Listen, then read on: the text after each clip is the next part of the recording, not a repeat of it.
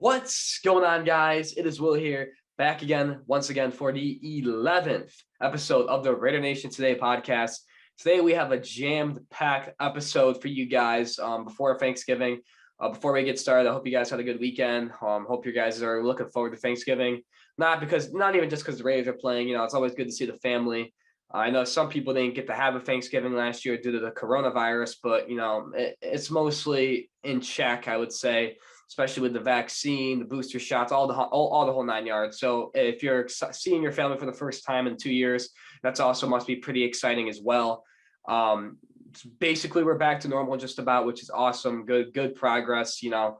But, you know, we got a lot to talk about this today on this episode. We're going to go over the Raiders post game with the Cincinnati Bengals, give our thoughts on that game, what happened, what went wrong. And then we're going to do the pregame analysis for the game against the Dallas Cowboys on Thanksgiving, which I believe is at like 4:30. I think I saw on the notes, Joey, I think you had a mistake. I know you said it was at 1 o'clock, but I'm pretty sure the game's at like 4. Yeah, it's at 4:30. Yeah, 4:30. It's at 4:30. Yeah. So it's at 4:30. It's going to be I guess 1:30 Pacific time for people living in Vegas or whatever. So that's that. Joey, do you have anything else to add before we get into the game or to the show?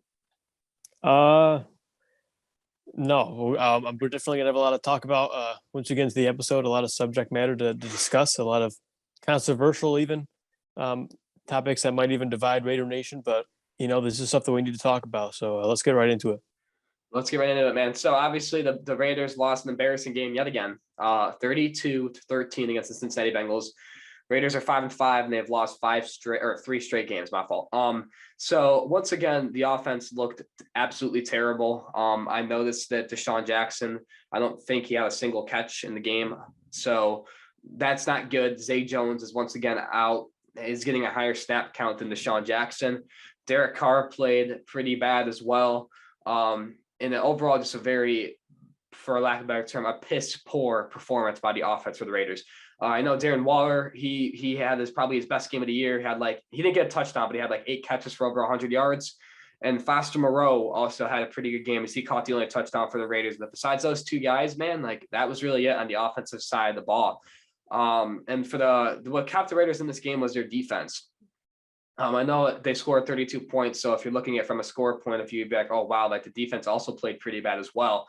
But for the longest time, the score was like 6-10 or something like that. Like the Raiders kicked 2 field goals and the defense was kind of keeping them in the game. And then the Bengals scored a touchdown plus the Raiders went right back. So it was like 17-13 in the fourth quarter. But then the defense got so gassed. And then Joe Mixon just got like 2 touchdowns in the fourth quarter. And that kind of like, you know, put the Raiders away for good. So, Joey, do you have anything to add about the Raiders' offense, or if you want to talk about their defense a little bit more, see what you saw in the game?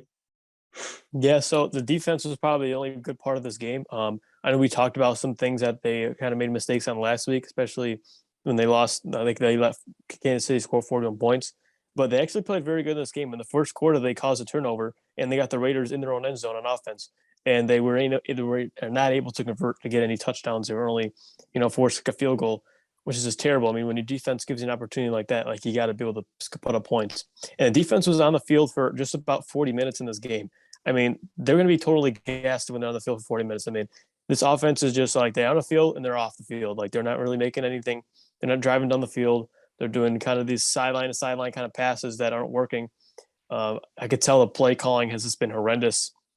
So they need to improve that because the defense can only do so much, especially in this offensive league, where it's pass first. I mean, when you play as good as the Raiders have been defensively, like the Raiders for the last 20 years have been bad defensively, like that's just a fact.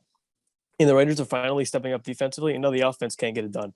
So something needs to change within the Raiders. But I give a lot of credit to this Raiders defense. I mean, Jonathan Abram was playing more in the box, which you were talking about, which I thought was good. Like Gus must have been watching our videos, which is kind of crazy. But Gus Bradley is probably the only coach that really has been